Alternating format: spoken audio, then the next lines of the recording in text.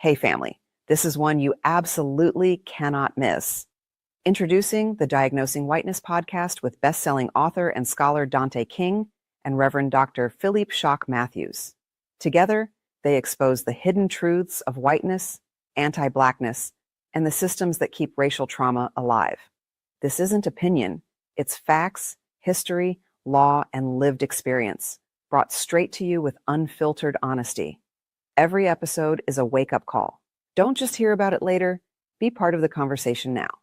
Click the link below and subscribe today. This as a concept becomes ingrained legally and politically, but again, it is psycho, right? It's in the psyche. And so they're holding on to this, and then they take a stance because whiteness in European culture represented things that were pure, that had the highest value, God, angels, purity, and Blackness represented things that were vile, evil, and base.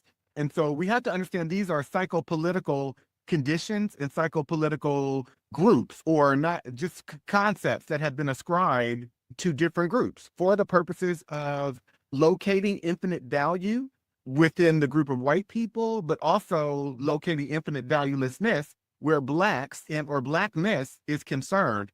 And so if we go to President Andrew Johnson, he says if Blacks were given the right to vote, that would place every slave-footed, bandy-shanked, humpbacked, thick-lipped, flat-nosed, woolly-headed, ebony-colored Negro in the country upon an equality with the poor white man. He says, as long as I am president, this will be a country for white men and a government for white men. And so if we go to white American university, terrorism that we're living in under the guise of the American flag and freedom. Yeah, I do take somewhat of a different deviation, I guess, because I do believe that we as Black people who find ourselves in this predicament of only knowing ourselves through white institutions, through a culture that's been designed by white people, through their language, logic, that we were fine, nothing was wrong with us. But now there are many things that are even wrong, I believe, that we don't examine as Black people in terms of allegiance. We're complicit and compliant at this point.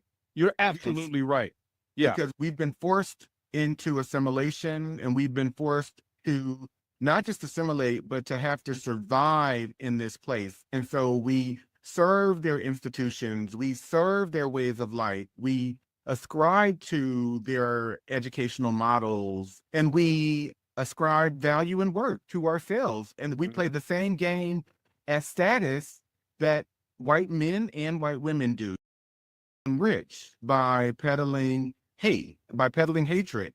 And we must understand, like, when you're white, you don't have to follow the roadmap that your people say others have to follow. For example, Charlie Kirk was not, if I'm not mistaken, college educated. He's founded an organization that was founded on grievance and hatred, Turning Point USA. And he became, like I said, massively popular, massively rich by white American standards. He became successful. And now they're referring to him as some type of political figure, which he was not, who was assassinated. But again, by his own words, right? He said that in order to protect white people's First Amendment rights, for the most part, that essentially, that's what he was talking about. It was implied, but that essentially there would have to be some deaths, some gun deaths or deaths by gunnery.